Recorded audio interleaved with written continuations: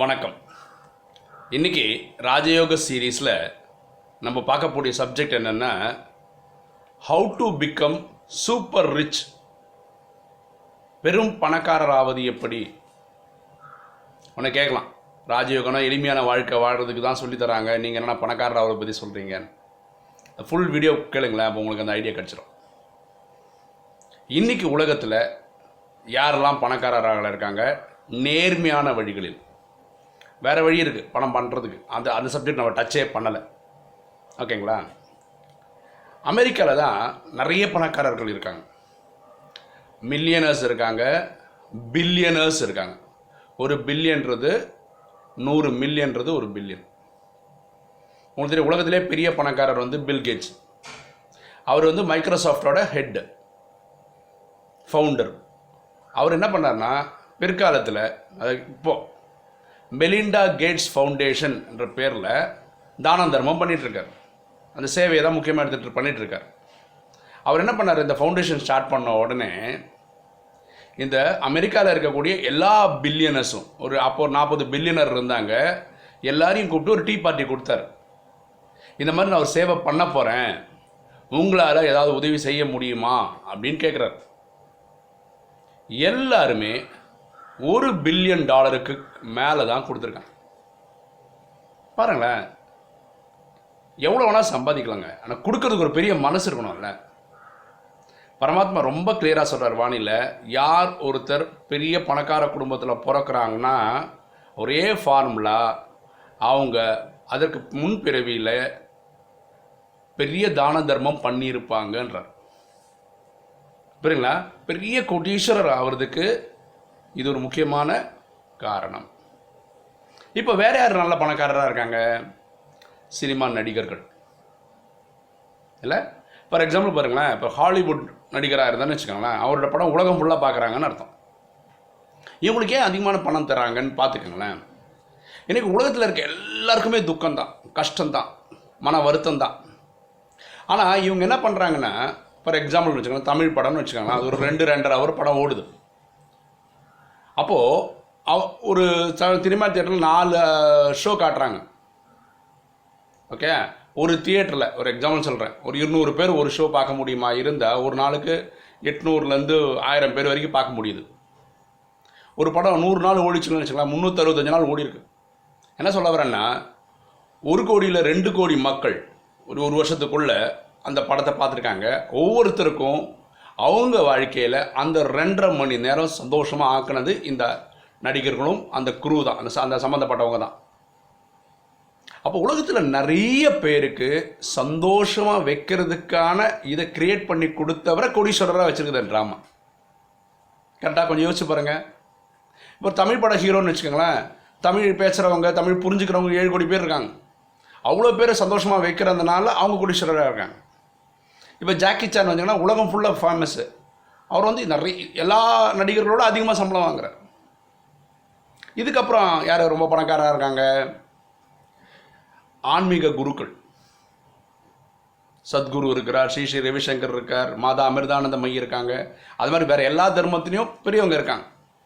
இவங்களாம் என்ன பண்ணுறாங்க, மனம் உடைந்து போன மக்களுக்கு நம்பிக்கை ஊட்டுறாங்க, வாழ்க்கை வாழ முடியும். பண்ணுறாங்களா இல்லையா? நிறைய பேர் வந்து இந்த மாதிரி குருக்களை ஃபாலோ பண்ணுறாங்க, அவங்க வாழ்க்கைக்கு மாற்றங்களை கொண்டு வராங்க இவங்கெல்லாம். அதனால் இவங்களும் பணக்காரர்களாகவே இருக்காங்க ட்ராமாவில். இதுக்கப்புறம் யார்? Scientist, doctors. இப்போ சயின்டிஸ்ட் என்ன பண்ணுறாங்க? ஃபார் எக்ஸாம்பிள், 100 வருஷத்துக்கு முன்னாடி மாவரைக்கிற மிஷினில் தான் நம்ம காலத்தை ஓட்டின்னு இருந்தோம். இன்றைக்கி மிக்சி வந்துடுச்சு. அப்போ என்ன ஆகிடுச்சு? மனிதர்களுடைய வேலை சுமூகமாக நடக்கிறது. முன்னாடி கரண்டே இல்லை, இப்போ ஃபேன் இருக்குது, லைட். இப்போ ஃபார் எக்ஸாம்பிள் இந்த மீடியா இருக்கிறதால தான் போட முடிஞ்சுது. முன்னாடி எங்கள் வீட்டில் லேண்ட்லைன் ஃபோனே இல்லை, நமக்கு இல்லை, யார் வீட்லேயுமே இல்லை. அப்புறம் தான் லேண்ட்லைன் ஃபோன் வந்தது, இப்போ மொபைல் ஃபோன் வந்துச்சு. மொபைல் ஃபோனில் இந்த மாதிரி ரெக்கார்டிங் ஃபெசிலிட்டி வந்திருக்கு. அதனால தான் என்னால் யூடியூப் வீடியோவே போட முடியுது. அப்போ அந்த வாழ்க்கையின் தரத்தை மாற்றுறதுக்கு முயற்சி செய்து கொடுத்த அந்த சயின்டிஸ்ட்டு பெரிய கோடீஸ்வரராக இருக்கார். அதேமாதிரி டாக்டர். முன்னாடி ஒரு நோய் வந்ததுன்னா செத்தே போகணுன்னு தான் முடிவாக இருந்தது. இப்போ சயின்ஸோட அட்வான்ஸ்மெண்ட்டில் ஒரு 40 வயசில் போக வேண்டியவர் 60 வயசு 70 வயசில் வரைக்கும் தள்ளியில் கொண்டு போக முடியுது சயின்ஸ்னால். அப்படிப்பட்ட டாக்டர்ஸ்க்கு நிறைய பைசா கிடைக்கும். சரியா? அப்போது அதிகமான பணம் யாருக்கு கிடைக்குதுன்னா, சிம்பிள் லைனில் சொல்லணுன்னா, யார் ஒருவர் உலகத்தில் அதிகமான நபர்களை சந்தோஷம் உண்டாக்குறாங்களோ. இந்தியாவில் கபில் சர்மான்னு சொல்லிட்டு ஒருத்தர் காமெடி நைட்ஸ் வித் கபில்னு ஒரு ப்ரோக்ராம் போடுறாரு சோனி டிவியில். கிட்டத்தட்ட 5 வருஷமாக பண்ணுறாரு. இந்தியாவில் ஹிந்தி புரிஞ்சுக்கிற எல்லாரையுமே சந்தோஷப்படுத்துகிறார். சனிக்கிழமையோ ஞாயிற்றுக்கிழமையோ ஒரு 1 hour ப்ரோக்ராமில். ஆப்வியஸ்லி அவர் பணக்காரராக இருக்கார், கோடீஸ்வரர் ஆகிட்டார் இப்போ. புரியுதுங்களா? ஸோ நிறைய பேரை சந்தோஷம் ஆக்க முடியும்னா நீங்களும் கோடீஸ்வரர் தான். ஓகே, அப்போ ராஜயோகத்தின்படி நம்ம வீடியோலாம் ராஜயோகத்தை பற்றி தான். அப்படி இருக்கும்போது நம்ம எப்படி கோடீஸ்வரர், அதுவும் சூப்பர் ரிச்னு சொல்கிறேன். இவங்கெல்லாம் பிச்சைக்காரங்க நம்ம முன்னாடி. பில் கேட்ஸ் கூட பிச்சைக்காரன் தான் நம்ம முன்னாடி. நான் சொல்கிறேன், கால்குலேஷன் சொல்கிறேன், அப்புறம் நீங்கள் முடிவு பண்ணிங்க நான் சொல்கிறது உண்மையாக பொய்யான்னு. பரமாத்மா சொல்கிறாரு, தன்னை ஆத்மாவென்று புரிந்து தந்தையாகிய சிவனை என்னை நினைவு செய்தால் 1 செகண்டுக்கு 1 லட்சம் ரூபா தரேன்றார். 1 செகண்டுக்கு 1 லட்சம்னா 60 செகண்டுக்கு 60 லட்சம், 100 செகண்டுக்கு 1 கோடி ரூபா. அமிர்த வேலையை நம்ம சொல்கிறது வந்து 4லேருந்து 4:45.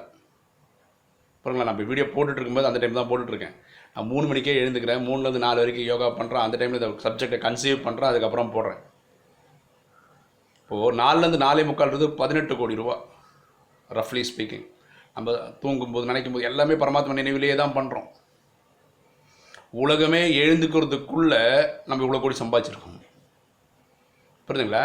அப்போது இங்கே வீடியோ கேட்குறவங்களும் இது முயற்சி பண்ணால் அவங்களுக்கும் இருக்குங்க அந்த பைசா, சந்தேகமே இல்லைங்க.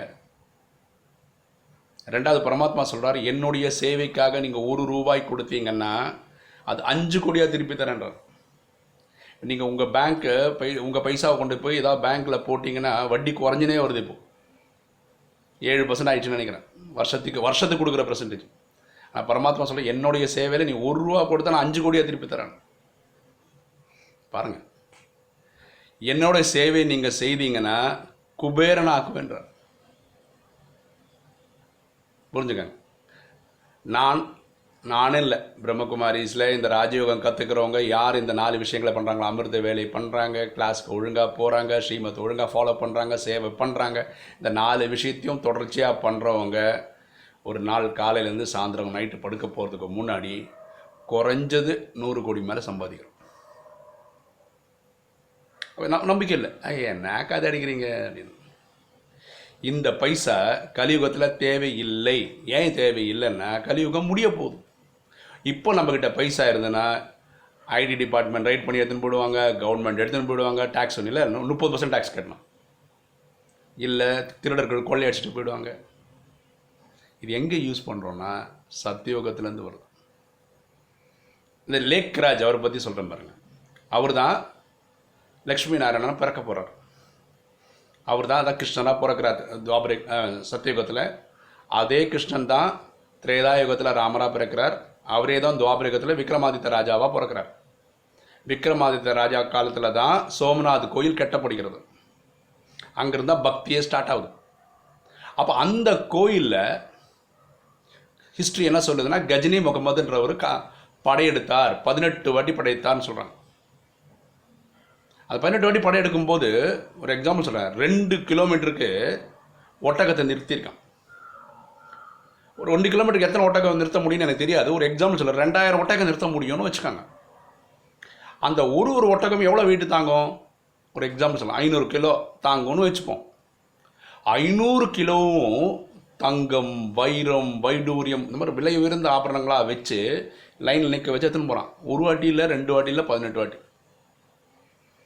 எவ்வளோ காசு இருக்கும் அது கணக்கு போடுங்க. எத்தனை கோடி இருக்குன்னு போட்டுங்க, எவ்வளோ கோடி இருக்கும் பாருங்களேன். யாரால் கோயில் கட்ட முடியும்? இப்போ என்கிட்ட ஒரு 1 கோடி ரூபா இருக்குன்னு வச்சுக்கோங்களேன். நான் ஒரு கோயில் கட்டேன், அந்த கோயிலோட மதிப்பு என்ன இருக்கும்? ஒரு 5 லட்சம் 10 லட்சம் இப்படிதானே கட்ட முடியும்.